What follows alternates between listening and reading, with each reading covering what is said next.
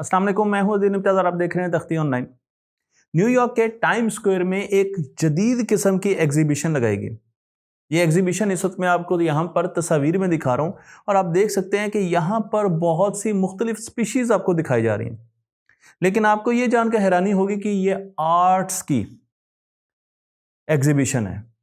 लेकिन आर्ट्स का स्पीशीज़ के साथ, साइंस के साथ क्या ताल्लुक है, यही ताल्लुक बताने के लिए मैं आपको एक आर्टिस्ट से मिलवाना जा रहा हूँ।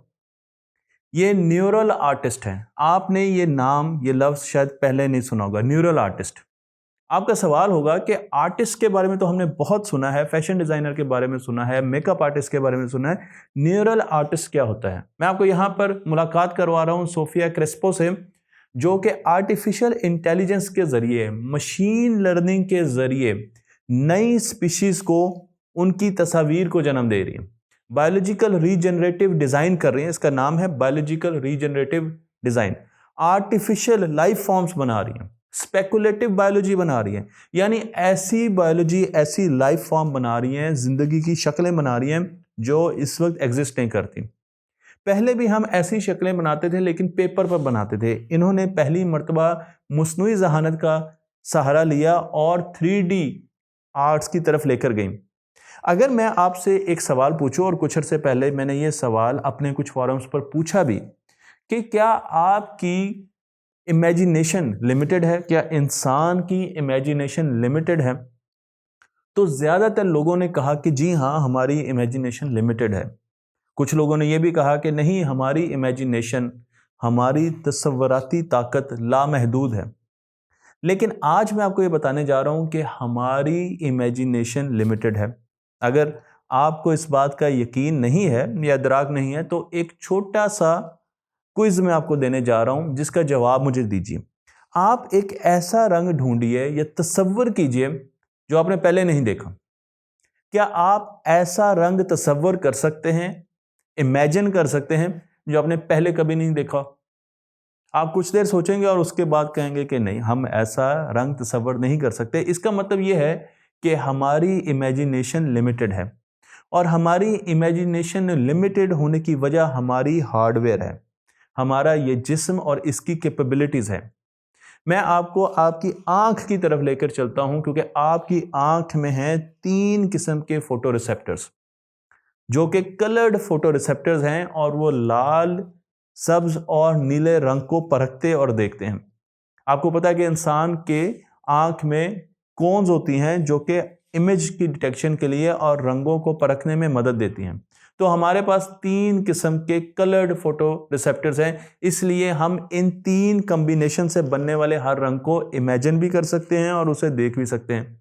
हम इन 3 रंगों के कॉम्बिनेशंस को, या अलग अलग सेंसिटिव हैं इनकी तरफ, तो इसलिए मैं आपको ये पूरा स्पेक्ट्रम दिखा रहा हूं। और ये विजिबल लाइट का स्पेक्ट्रम है, जो कि पर्पल से शुरू होता है और लाल रंग की और मैरून रंग की तरफ आता है। इसमें मौजूद हर रंग इंसान देख भी सकता है और इसको इमेजिन भी कर सकता है।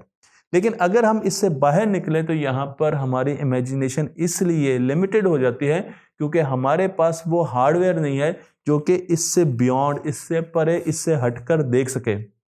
आप कहेंगे ये हार्डवेयर किस किस्म की हो सकती है, तो मैं आपकी मुलाकात कराता हूं एक छोटी सी स्पीशीज से, जिसे पीकॉक मेंटिस श्रिम्प कहा जाता है।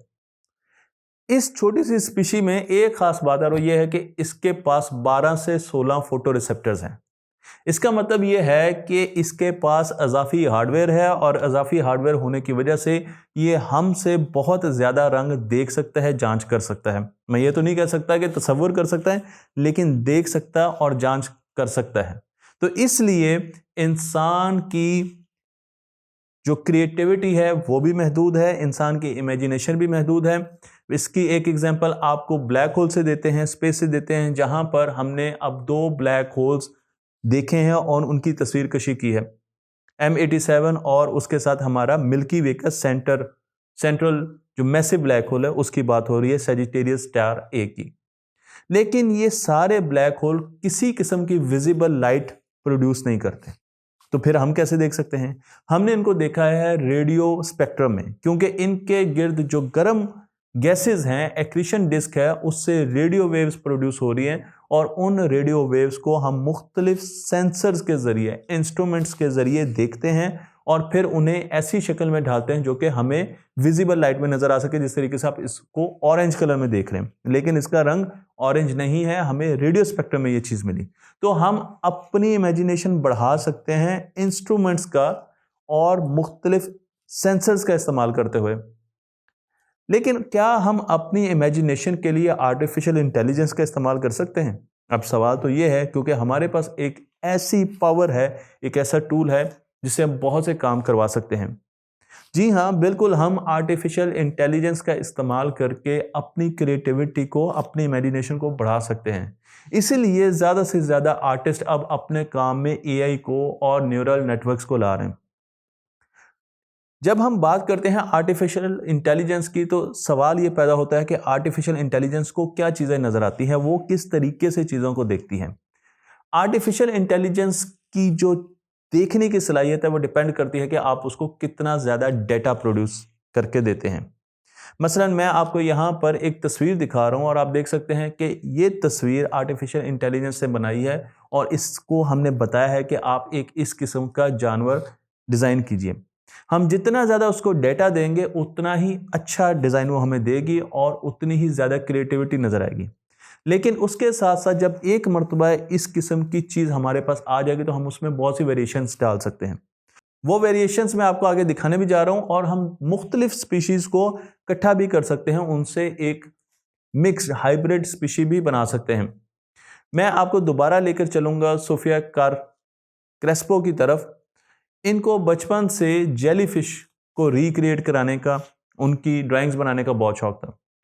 इनके पास जेलीफिश की बहुत ज़्यादा ड्राइंग्स थी, बहुत ज़्यादा डिज़ाइन थे, लेकिन फिर इन्होंने सोचा कि क्यों ना मैं जेलीफिश और कोरल रीव्स इनको इकट्ठा करूं, क्योंकि कोरल रीव्स भी बहुत ज़्यादा रंग बिरंगे होते हैं, बहुत ज़्यादा कलरफुल होते हैं।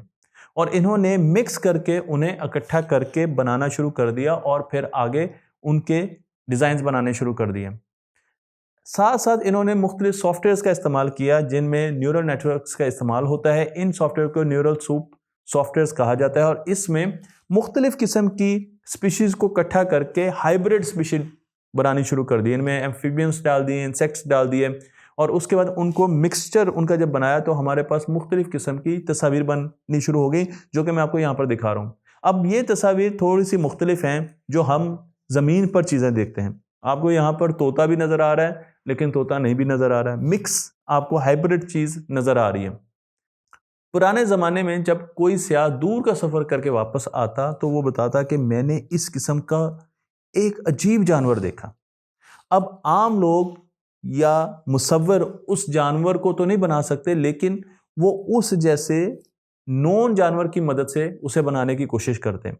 मसलन एक दूर से सैर करने वाला बंदा आया और उसने कहा मैंने बीवर को देखा है। अब बीवर की तस्वीर मैं आपको दिखा रहा हूं, लेकिन मुसव्विर के इल्म में नहीं है कि बीवर कैसा है।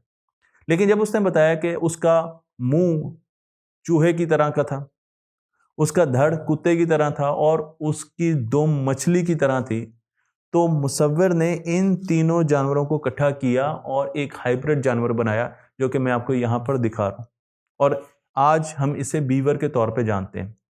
यही काम अब मुख्तलिफ आर्टिस्ट कर रहे हैं। इनके लिए उन जानवरों की बहुत सारी तस्वीर चाहिए। मैं अगर सोफिया की बात करूँ तो उन्होंने बहुत सा हिस्टोरिकल डाटा लिया, उसे देखा कि किस तरीके से हाइब्रिड स्पीशीज़ को बनाया गया और फिर उन्होंने न्यूरल नेटवर्क्स में बर्ड्स को और मछलियों को, परिंदों को और मछलियों को, उनका डाटा डालना शुरू कर दिया और हाइब्रिड स्पीशीज़ बनाना शुरू कर दी।